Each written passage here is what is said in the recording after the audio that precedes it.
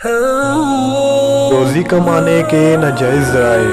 روزی کمانے کے جہاں جائز ذرائع بے شمار ہیں، وہاں کچھ ناجائز ذرائع بھی ہیں جن کے ذریعے کمائی ہوئی روزی حرام بن جاتی ہے اور انسان کو خدا کے ہاں قیامت کے دن اس سلسلے میں جواب دینا ہوگا۔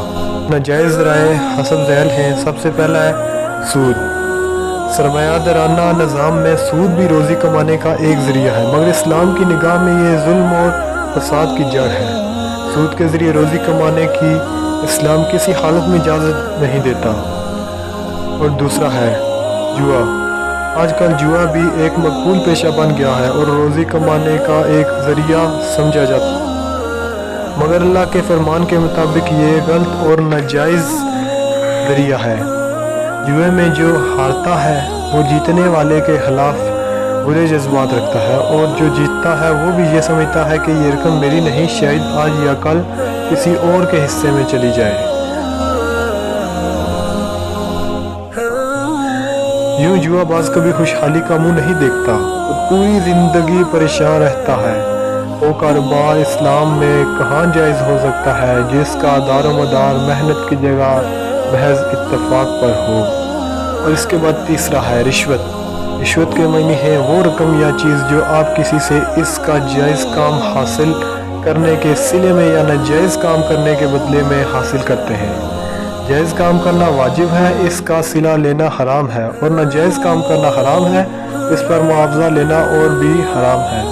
اس لیے اسلام رشوت دینے یا لینے کی قطعاً اجازت نہیں دیتا، اور اس ذریعے سے کمائی ہوئی روزی کو حرام سمجھا جاتا ہے۔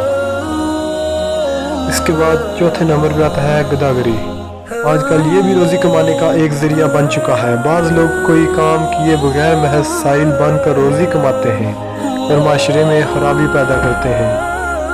اسلام جہاں مجبوری کی حالت میں اپنی احتیاج پیش کر کے مدد حاصل کرنے کی اجازت دیتا ہے، وہاں بلا وجہ سوال کرنے والوں کو اللہ کی لعنت کی وعید سناتا ہے۔ بغیرت انسان گداگری کو کبھی رزق کمانے کا ذریعہ نہیں بنا سکتا، اور نہ اسلام اس کی حوصلہ افزائی کرتا ہے۔ گداگری ذلیل انسانوں کا شیوا ہے۔ حضرت صلی اللہ علیہ وسلم کا فرمان ہے،